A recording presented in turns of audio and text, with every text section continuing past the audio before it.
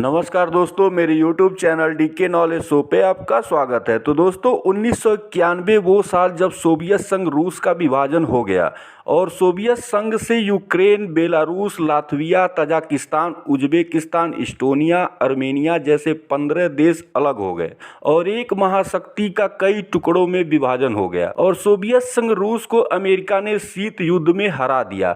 एक शक्तिशाली देश का पतन हो गया और अमेरिका ने रूस के पड़ोसी देशों में अपनी पैठ बढ़ा ली, पैसे के दम पर मिलिट्री बेस बना लिया और नाटो में उसके पड़ोसी देश पोलैंड, लातविया, इस्टोनिया, लिथुआनिया को मिला लिया।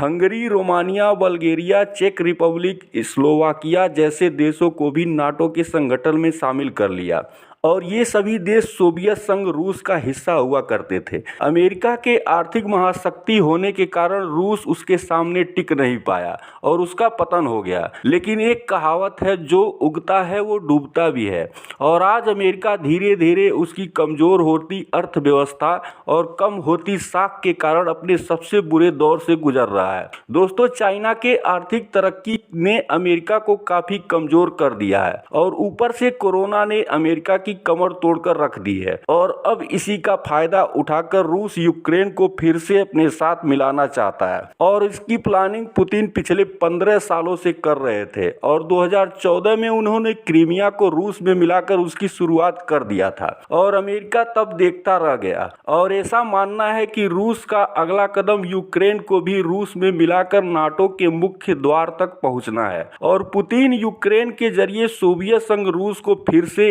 एक करना चाहते हैं। तो दोस्तों, इस समय जिस हिसाब से सैन्य जमावड़ा और भारी भरकम हथियार बॉर्डर पर भेजे हुए हैं, उसने अमेरिका और नाटो को हिलाकर रख दिया है। भले ही नाटो और अमेरिका यूक्रेन का साथ दे रहे हैं, अपने हथियार भी दे रहे हैं और रूस को चेतावनी भी दे रहे हैं, लेकिन रूस पर अमेरिका और नाटो देशों का असर नहीं हो रहा है। उल्टे रूस दिन प्रतिदिन यूक्रेन को घेरने के लिए अपनी पूरी ताकत लगा रखी है और अब तो यूक्रेन बॉर्डर पर वार एक्सरसाइज शुरू कर दिया है, यहां तक कि अपने परमाणु मिसाइलों को भी रेडी कर रहा है। तो उसके जवाब में नाटो ने भी अपनी फौज को अलर्ट कर दिया है। लेकिन अगर रूस ने युद्ध शुरू कर दिया तो नाटो कुछ खास कर नहीं पाएगा और रूस से यूक्रेन को ही लड़ना पड़ेगा और यूक्रेन को भी यह बात भली भांति पता है, इसलिए वह बेहद डरा हुआ है। तो क्या यह पुतिन का 30 साल पुराना बदला है जो वह यूक्रेन को हड़प कर अमेरिका और नाटो से ले रहे हैं? दोस्तों, सोवियत संघ रूस के विभाजन को 30 साल हो गए और अगर यूक्रेन को रूस जीत गया तो यह रूस के नए युग की शुरुआत होगी और अमेरिका और नाटो देशों की एक बुरी हार। वहीं इस पूरे मामले पर आपकी क्या राय है, कमेंट करें। साथ ही लेटेस्ट खबरों के लिए चैनल सब्सक्राइब करें। जय हिंद, वंदे मातरम।